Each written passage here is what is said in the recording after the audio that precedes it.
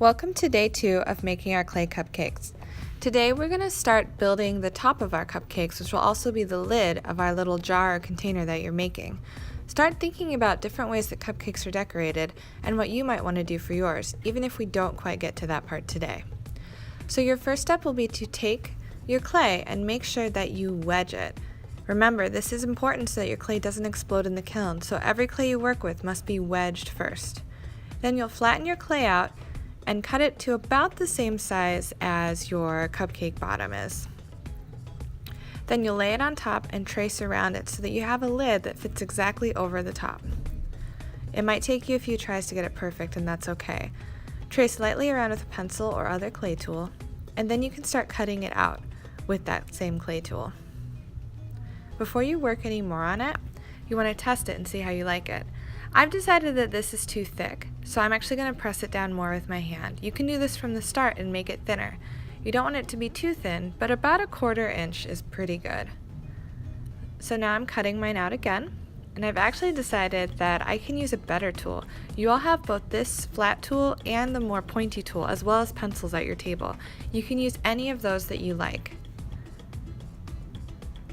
Now I'm smoothing the edges out because every cupcake does not have really sharp edges. They're usually really smooth.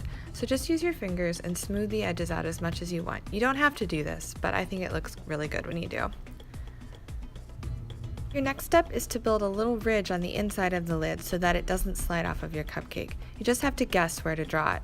We're going to be using scoring, slip, sticking, and smoothing to make sure that everything we attach sticks. So first score, which is making these little crosshatch lines, and then you're going to roll out a very thin coil to go around and create that ridge in your lid.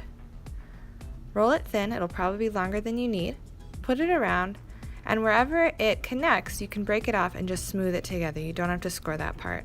You do have to score around the other side of the coil though. Every clay piece that gets stuck to another clay piece must have scoring on both sides that will be stuck together.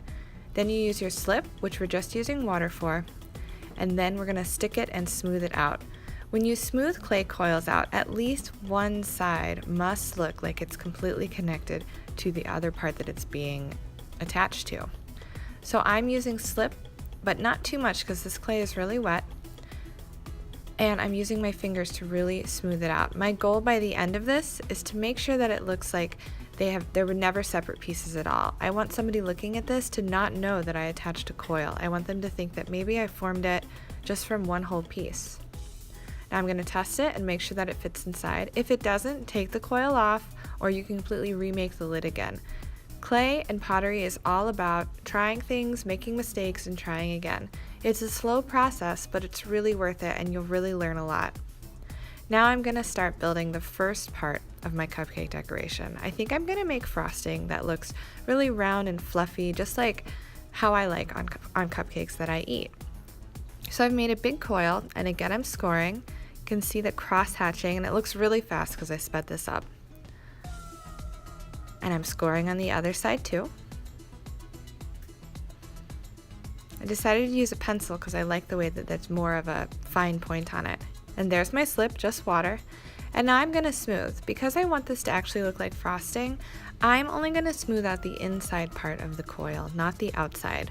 So that's a little tricky to do, but I'm trying really hard not to press too hard on the outside.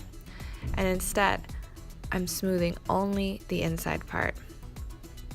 I think that's probably all I'll have time for today, but what do you guys think? Next time we're going to work more on actually finishing up the top and getting into some different decorating tools that you can use.